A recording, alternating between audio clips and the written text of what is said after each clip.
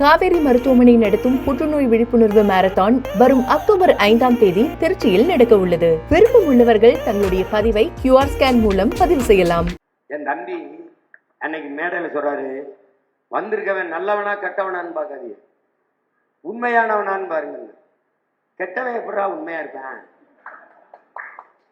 நல்லவனா கெட்டவனான்னு பார்க்காதீங்க, உண்மையா இருக்கானான்னு பாருங்க.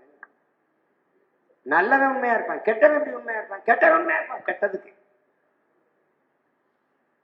அப்ப எப்படி நீ உணர்ந்து பேசுறியா, அடுத்தவன் எழுதி கொடுத்து பேசுறியா? அவன் எழுதி கொடுத்தவன் முட்டாப்பையில இருக்கான்னு உனக்கு தெரியுதா இல்லையா? அவன் முன்னாடி நின்று கூடி இருந்தவன் கேட்க மாட்டான், அவங்க அண்ணன் கேட்பானா இல்லையா?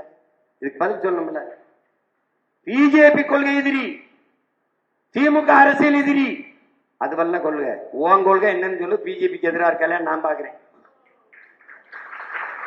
அதான முக்கியம். அரசியலுக்கும் கொள்கைக்கும் என்ன வேறுபாடு இருக்குப்பா சொல்லுப்பா.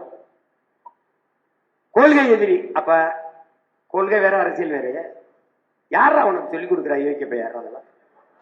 எவன்டாவன்? நான் பல தடவை சொல்லிட்டேன், கொள்கையை மாத்து இல்லை எழுதி கொடுக்குற ஆளப்பையில ஆளை மாத்து. அடுத்தவன் பேச்சு கேட்காத, ஒரு தடவை அண்ணன் பேச்சு கேளுன்னு பல தடவை சொல்லிட்டேன். அவனுக்கு தான் அறிவுன்னு தான் சொல்லிக் கொடுப்பாங்க. கொள்கை என்ன, அரசியல் என்ன? சரி, கொள்கை எதிரி, அப்ப பிஜேபி அரசியல் செயல்பாடு ஏத்துக்கிறியா? திமுக அரசியல் எதிரி, அவன் கொள்கை நிலைப்பாட்டை ஏற்கிறியா? கொள்கை தானே அரசியலா இது?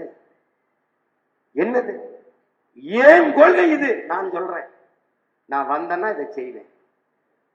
என்னுடைய பொருளாதார கொள்கை தற்சார்பு, பசுமை, தாய்மை, பொருளாதாரம்.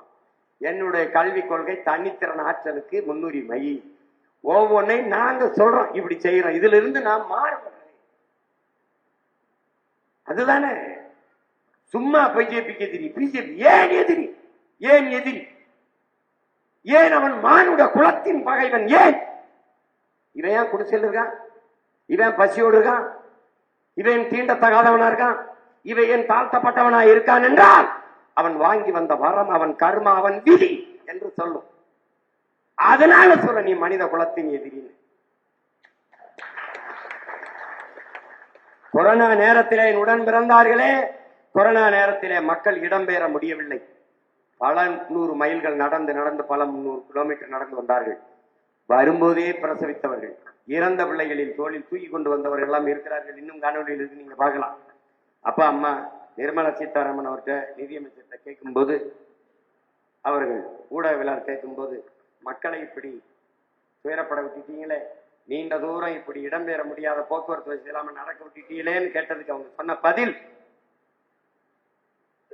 இப்ப சீமான்ட கேட்கிறாங்க. நான் சொல்றேன், உண்மையிலேயே வலி மிகுந்திருக்கு, மிகுந்த வேதனை இருக்கிறது. அந்த மக்கள் கால்வலிக்க நடந்து போற அந்த வலியை நாங்களும் உணர்கிறோம். அவர்கள் கூடவே நடந்து செல்கிறோம். அந்த துயரத்தில் நாங்களும் பங்கேற்கிறோம். இது தவிர்க்க முடியாத ஒரு பேரிடர். இதிலிருந்து நம் நாட்டு மக்கள் மீண்டு வருவோம். நம்பிக்கையோடு பயணியுங்கள். இது எதிர்பாராத ஒரு பேரிடராகிவிட்டது. உங்களுடைய துயரத்தை நாங்கள் பகிர்ந்து கொண்டு பங்கேற்கிறோம்.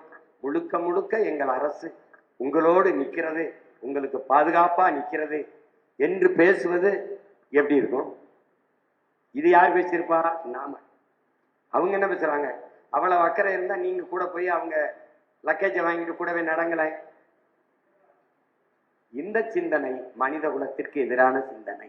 காவேரி மருத்துவமனை நடத்தும் புற்றுநோய் விழிப்புணர்வு மாரத்தான் வரும் அக்டோபர் 5ஆம் தேதி திருச்சியில் நடக்க உள்ளது. விருப்பம் உள்ளவர்கள் தங்களுடைய பதிவை QR ஸ்கேன் மூலம் பதிவு செய்யலாம்.